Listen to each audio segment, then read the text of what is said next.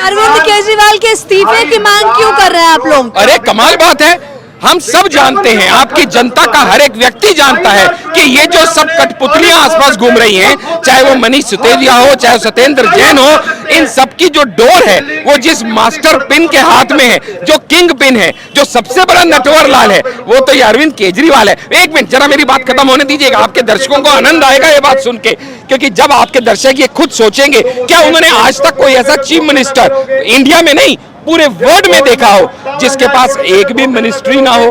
क्या वो इस लायक नहीं समझता खुद को? जवाब है नहीं।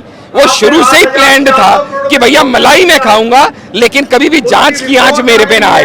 वो ये भूल गया कि लॉ नाम की भी कोई चीज है। आपके दर्शकों से पूछना चाहूंगा, क्या आज तक कोई इन्होंने ऐसा एग्जाम्पल देखा जहां पे एक ही मंत्री शिक्षा मंत्री भी हो और शराब मंत्री भी हो? दो इतने डाइवर्स पोर्टफोलियो और दोनों एक ही व्यक्ति के पास, क्या उनके पास और मंत्री खत्म हो गए थे? सच ये है कि शिक्षा का तो सिर्फ दिखावा था, असली में तो शराब के धंधे को आगे बढ़ाना था। अब जब सुकेश नाम का कॉनमैन उन्हें कहता है कि 700 पेज की मेरे पास चैट हिस्ट्री है और वो एलजी के पास भेज देता है उसको, तो इन्हें जवाब देना पड़ेगा सीबीआई के आगे वो सच कह रहा है या झूठ कह रहा है। जब खुद मनीष सिसोदिया का पीए सी अरविंद कहता है कि मुझे मनीष सिसोदिया ने बुलाया, अरविंद केजरीवाल के घर बुलाया, वहां पे बैठक हुई और मुझे एक हैंड रिटन ड्राफ्ट दिया गया कि जाके यही बना के लेके आइए, यही लिक्वर पॉलिसी का ड्राफ्ट होगा, तो उस समय उनको जवाब देना होगा क्या उनके घर पे ऐसी कोई बैठक हुई है? तो जब आपकी तरफ का फैसला है तो आप कहेगा हमें न्याय पे इतबार है, जब आपकी तरफ का फैसला ना है तो आप कहेंगे कि सारे मोदी के हाथ की कठपुतली है। ऐसा नहीं होता है कि मीठा मीठा गप गप कड़वा कड़वा थू थू, क्योंकि मोदी जी वो व्यक्ति हैं जिसने इस देश के हर नागरिक का छाती चौड़ी और सर मस्तक ऊंचा किया है कि मुझे मनीष सिसोदिया ने बुलाया, अरविंद केजरीवाल के घर बुलाया, वहां पे बैठक हुई और मुझे एक हैंड रिटन ड्राफ्ट दिया गया। मोदी जी आरक्षण की बात क्यों नहीं करते? मोदी जी जातिगत जनगणना की बात क्यों नहीं करते? सब करेंगे मैडम, लेकिन जो पिछले 70 साल में कांग्रेस ने बेड़ा गर्क किया देश का, उसको सुधारने में कुछ समय तो लगेगा। अभी तो थोड़ा ही टाइम हुआ है, लेकिन मोदी जी के आने के बाद देखिएगा आप क्या क्या हुआ है। नमस्कार, मैं ज्योति यादव आप सभी का नेशनल दस्तक पर स्वागत करती हूं। बता दें कि इस वक्त मैं राजघाट पर मौजूद हूं और आप मंच की तरफ देख सकते हैं कि किस प्रकार से बीजेपी के तमाम नेता इस वक्त आपको देखने को मिल रहे होंगे और ये लोग जो है बार बार अरविंद केजरीवाल के इस्तीफे की मांग कर रहे हैं। मंच की तरफ एक बार आप नजर डाल सकते हैं कि महात्मा गांधी जी का अपमान करने वाले, मतलब केजरीवाल को ये अपमान करने वाले बता रहे हैं। और साथ ही साथ क्योंकि मनीष सिसोदिया शराब घोटाले आबकारी नीति में उन्हें आरोपी पाया गया, दोषी पाया गया, इसलिए उन्हें जेल हो गई और सत्येंद्र जैन भी जेल में ही है। इसी को लेकर बीजेपी के धरना प्रदर्शन तेज हो गए। तमाम लोग हैं, मैं चाहूंगी कि आपको उस तरफ भी दिखाऊं, तमाम लोग हैं, हम बातचीत करेंगे। खुश है जनता? देखिएगा जनता खुश है। इस बात का पैमाना सीधा सा ये है कि 2014 में जो हमें प्रचंड जीत मिली, 2019 में उससे भी बेहतर जीत मिली और इस बार अब 2024 में एक और ऐतिहासिक जीत की तरफ मोदी जी अग्रसर हैं, क्योंकि मोदी जी वो व्यक्ति हैं जिसने इस देश के हर नागरिक का छाती चौड़ी और सर मस्तक ऊंचा किया है। जो तानाशाही कर रहे हैं उस पर क्यों नहीं बोल रहे? तानाशाही राहुल गांधी देखिए क्या कह रहे हैं, संसद की सदस्यता रद्द कर दी उनकी। जी ऐसा है मैडम, बचपन में आप भी गेम्स खेली होंगी, स्टापू वगैरह, हम भी क्रिकेट खेले हैं। आपने अक्सर देखा होगा रोता कौन है? जो हारता है वो रोता है। और इस समय इन लोगों को जब संविधान का पालन नहीं करना, संविधान की शपथ खाने के बाद law will take its own course of time, जब लॉ अपना काम करेगा तो इनकी बादशाहत अगर छिनेगी तो ये कहेंगे डेमोक्रेसी खतरे में है, which is not the true case. अब राहुल गांधी जी अगर पूरी मोदी कम्युनिटी को गाली देंगे जिसके अगेंस्ट उनके ऊपर केस दर्ज होगा। ओबीसी समाज ने तो खुद टिप्पणी कर दी, जेपी नड्डा को माफी मांगने पर मजबूर कर दिया है कि हमारे समाज को कोई खेद नहीं पहुंचा, ये राजनीति कर रही है बीजेपी। देखिएगा आप एक बात पहले समझ लीजिए कि या तो आप न्यायिक प्रक्रिया पे इतबार रखिए या तो नहीं रखिए। अगर आप खुद ही सारे फैसले करने लग जाएंगे तो जो वहां कोर्ट है, जो जस्टिस बैठे हैं, जो पूरी दलीलें सुनने के बाद एक फैसला देते हैं, तो जब आपकी तरफ का फैसला है तो आप कहेगा हमें न्याय पे इतबार है, जब आपकी तरफ का फैसला ना है तो आप कहेंगे कि सारे मोदी के हाथ की कठपुतली है।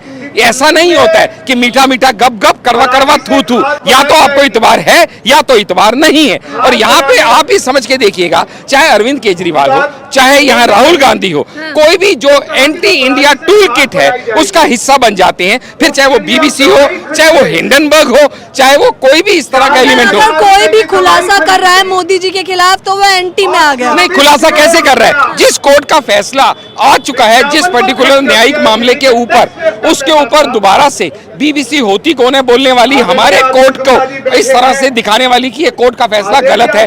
दूसरी बात, हिंडनबर्ग आपके शायद साथियों को पता हो या नहीं पता हो, यूएस बेस्ड एक कंपनी है।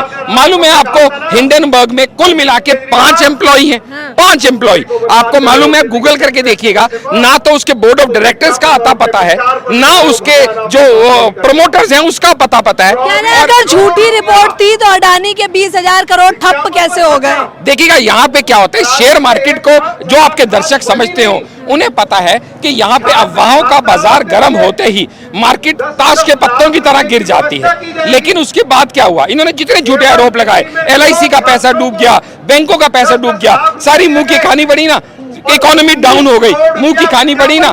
जितने भी झूठे आरोप इन्होंने लगाए वो सारे के सारे अब इनके वापस मुंह के ऊपर गिर के पड़ रहे हैं। अरविंद केजरीवाल के इस्तीफे की मांग क्यों कर रहे हैं आप लोग? अरे कमाल बात है, हम सब जानते हैं, आपकी जनता का हर एक व्यक्ति जानता है कि ये जो सब कठपुतलियां आसपास घूम रही हैं, चाहे वो मनीष सिसोदिया हो, चाहे सत्येंद्र जैन हो, इन सब की जो डोर है वो जिस मास्टर पिन के हाथ में है, जो किंग पिन है, जो सबसे बड़ा नटवर लाल है, वो तो ये अरविंद केजरीवाल है। एक मिनट जरा मेरी बात खत्म होने दीजिएगा, आपके दर्शकों को आनंद आएगा ये बात सुन के, क्योंकि जब आपके दर्शक ये खुद सोचेंगे, क्या उन्होंने आज तक कोई ऐसा चीफ मिनिस्टर इंडिया में नहीं पूरे वर्ल्ड में देखा हो जिसके पास एक भी मिनिस्ट्री ना हो? क्या वो इस लायक नहीं समझता खुद को? जवाब है नहीं। वो शुरू से ही प्लान्ड था कि भैया मलाई मैं खाऊंगा लेकिन कभी भी जांच की आंच मेरे पे ना आए। वो ये भूल गया कि लॉ नाम की भी कोई चीज है। आपके दर्शकों से पूछना चाहूंगा, क्या आज तक कोई इन्होंने ऐसा एग्जाम्पल देखा जहां पे एक ही मंत्री शिक्षा मंत्री भी हो और शराब मंत्री भी हो? दो इतने डाइवर्स पोर्टफोलियो और दोनों एक ही व्यक्ति के पास, क्या उनके पास और मंत्री खत्म हो गए थे? सच ये है कि शिक्षा का तो सिर्फ दिखावा था, असली में तो शराब के धंधे को आगे बढ़ाना था। अब जब सुकेश नाम का कॉनमैन उन्हें कहता है कि 700 पेज की मेरे पास चैट हिस्ट्री है और वो LG के पास भेज देता है उसको, तो इन्हें जवाब देना पड़ेगा CBI के आगे वो सच कह रहे हैं या झूठ कह रहे हैं। जब खुद मनीष सिसोदिया का PA C अरविंद कहता है कि मुझे मनीष सिसोदिया ने बुलाया, अरविंद केजरीवाल के घर बुलाया, वहां पे बैठक हुई और मुझे एक हैंड रिटन ड्राफ्ट दिया गया कि जाके यही बना के लेके आइए, यही लिक्वर पॉलिसी का ड्राफ्ट होगा, तो उस समय उनको जवाब देना होगा क्या उनके घर पे ऐसी कोई बैठक हुई या नहीं हुई? बीजेपी नारा देती है मेरा ईमान महिलाओं का सम्मान। उनके महासचिव कैलाश विजयवर्गीय कहते हैं छोटे कपड़ों में महिलाएं सुपड़खा लगती है। देखिएगा, स्लिप ऑफ टंग किसी से भी हो सकती है। उन्होंने सोच कर बोला, नहीं ऐसा नहीं है, ऐसा नहीं है। उन्होंने ये बात 2 बार रिपीट करी है, आपको लगता है 2 बार स्लिप ऑफ टंग हुआ होगा? देखो, किसी ना किसी का व्यक्तिगत जो बयान है उसको पार्टी का बयान नहीं माना जा सकता, वो पार्टी के अधिकृत स्पोक्स पर्सन नहीं है। बीजेपी को क्या लगता है सुपड़ा खा लगती है छोटे कपड़ों में महिलाएं? नहीं, ऐसा बिल्कुल भी नहीं है। हमारे यहाँ पे नारी का सम्मान सर्वप्रिय होता है और हम हमेशा से, आप ये देखिएगा, मोदी जी जिस सुशासन की बात करते हैं, मोदी जी नारी सम्मान की बात करते हैं, जब 370 मोदी जी आरक्षण की बात क्यों नहीं करते? मोदी जी जातिगत जनगणना की बात क्यों नहीं करते? सब करेंगे मैडम, लेकिन जो पिछले 70 साल में कांग्रेस ने बेड़ा गर्क किया देश का, उसको सुधारने में कुछ समय तो लगेगा। अभी तो थोड़ा ही टाइम हुआ है, लेकिन मोदी जी के आने के बाद देखिएगा अब क्या क्या हुआ है। मोदी जी के आने के बाद राम मंदिर बनना शुरू हो गया, जो कोई सोचता नहीं था बनेगा। 370 हट गया, ट्रिपल तलाक हट गया। क्या जब 370 रोजगार कितना मिला? रोजगार तो दिया ही नहीं। कौन कहता है रोजगार नहीं दिया? आत्मनिर्भर, देखिएगा एक बात समझिएगा, रोजगार का मतलब सिर्फ गवर्नमेंट वैकेंसीज और गवर्नमेंट नौकरियां नहीं होती। जब मोदी जी कहते हैं कि आप नौकरी की तरफ क्यों भागते हैं, अब आत्मनिर्भर भारत की तरफ भागिए, वो देश वही देश है ना जहां पे 25-25, 30-30 साल लगते थे किसी वैक्सीन को इंपोर्ट होने में, और यहाँ पे आज विद इन फ्यू मंथ्स कई वैक्सीन मैन्युफैक्चर हो गई और हम उसको एक्सपोर्ट करने लगे। कह रहे विज्ञापन में भी बहुत खर्चा किया है। धन्यवाद मोदी जी, वैक्सीन गुरु। विज्ञापन में जो सबसे ज्यादा खर्चा किया है वो अरविंद केजरीवाल ने किया है, जिसके ऊपर ऑलरेडी उनको कई नोटिस मिल चुके हैं। 168 करोड़ का जुर्माना भी लग चुका है और अभी भी ये जो पोस्टर पॉलिटिक्स में वो पकड़े गए थे, तो वो क्या था, उन्होंने पोस्टर छपवा दिए, नीचे ना अपना नाम लिखा ना प्रिंटिंग प्रेस का। तो defamation of public property act Modi हटाओ देश बचाओ, exactly defamation of public property act के तहत केस रजिस्टर हुए, अरेस्ट हुए। लोग देखिए, तमाम लोग आए हुए हैं, ये लोग घोटाले की बात कर रहे हैं। अरविंद केजरीवाल की शराब नीति जनता को बर्बाद करने वाली है। देखिए, तमाम लोग मंच पर भी आपको ये